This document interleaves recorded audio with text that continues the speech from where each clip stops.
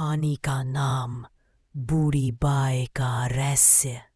कुछ कहानियाँ लिखी नहीं जाती, वो बन जाती है खून, आंसुओं और सांस रोक देने वाले सच से।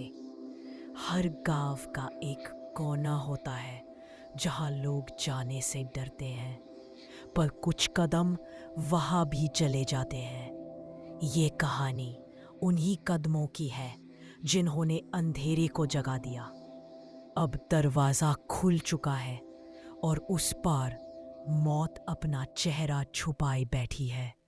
तैयार हो जाइए, क्योंकि कहानी अब शुरू होती है। पात्र हरलाल, हीरा के पिता बुली, हीरा की माँ हीरा, बेटा डोली का पति डोली, हीरा की पत्नी एक रहस्यमयी बूढ़ी औरत जो मंदिर के बाहर पीपल के पेड़ के नीचे बैठी रहती है।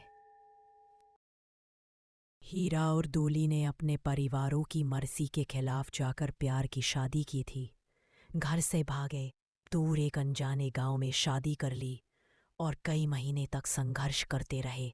न कोई मदद, न कोई रिश्ता। लेकिन अब उन्होंने फैसला किया, चलो घर लौटते हैं, माँ बाबूजी से माफ़ी मांग लेते हैं।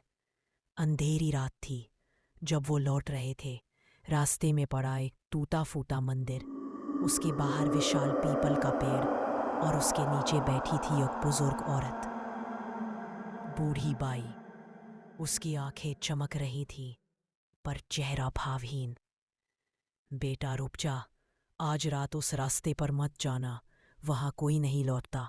डोली ने डर के मारे हीरा का हाथ कस लिया, लेकिन हीरा ने मजाक में टाल दिया, अम्मा भूत प्रेत तो फिल्मों में होते हैं। और वे उस रास्ते पर बढ़ गए और वो रात डोली को आखिरी बार जिंदा देखा गया।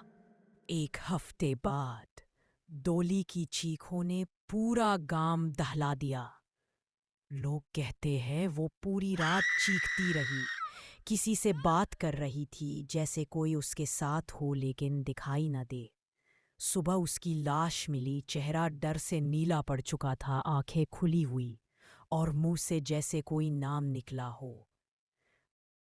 हीरा हर रात मंदिर के पास उसी पेड़ के नीचे जाकर बैठता। एक तूफानी रात उसने आकाश की तरफ देखकर कहा, तुमने उसे क्यों लिया? मैंने क्या किया था? तभी बूढ़ी बाई फिर से प्रकट हुई, बिना आवाज के, जैसे वो वहां पहले से ही थी। उसने कहा, चेतावनी दी थी पर तुमने मेरी आंखों में नहीं देखा। अगर देखते तो मौत तुम्हारी होती, उसकी नहीं। हीरा कांप गया। आप कौन है? मैं उस श्रापित रास्ते की रक्षक हूं। तुम्हारी पत्नी ने उस पत्थर पर कदम रखा जो सैकड़ों आत्माओं का श्राप है। कोई जो वहां चलता है लौटता नहीं।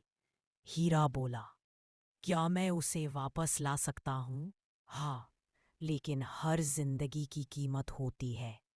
अगर उसे वापस लाना है तो उसकी जगह किसी और की जरूरत होगी। माँ की मौत और डोली की वापसी। अगली सुबह पुली, हीरा की माँ, अपने बिस्तर पर मरी हुई मिली। उसका चेहरा वही डर दिखा रहा था जो डोली की मौत में था। और उसी रात डोली लौट आई, ठीक वैसी ही जैसे पहले थी, मुस्कराती हुई, बात करती हुई। लेकिन एक चीज अलग थी, उसकी परछाई नहीं थी। और कभी कभी वो हरलाल को ऐसे घूरती थी जैसे उसकी आंखों के पीछे कोई और हो। कभी कभी उसकी आवाज बूढ़ी बाई की जैसी हो जाती थी, मैंने कहा था ना, उस रास्ते पर मत जाना। अंत या फिर एक शुरुआत। गांव वाले कहते हैं वो श्रापित पत्थर अब भी मंदिर के पास मौजूद है और कोई ना कोई हर साल वहीं मारा जाता है। और वो बूढ़ी बाई अब भी पीपल के पेड़ के नीचे बैठी है, बस इंतजार करती है किसी की नजर उसकी आंखों में पड़े ताकि अगला शिकार तय हो सके। अब सस्पेंस स्पष्ट है। डोली की मौत रहस्यमयी, लेकिन बिना चोट के। बूढ़ी बाई असल में केवल साधारण महिला नहीं, वो श्राप की रक्षक है। किसी एक की जिंदगी की कीमत पर दूसरी को लौटाया जा सकता है। डोली लौटती है, लेकिन कुछ गलत है। उसका शैडो नहीं है, उसकी आंखों में बूढ़ी बाई झलकती है। उस पेड़ के नीचे जो काला पत्थर है उसे छूने वाला कभी जिंदा नहीं लौटा। कहते हैं वो पत्थर नहीं, 100 आत्माओं की प्यास है। पार्ट 2, श्रापित पत्थर का रहस्य।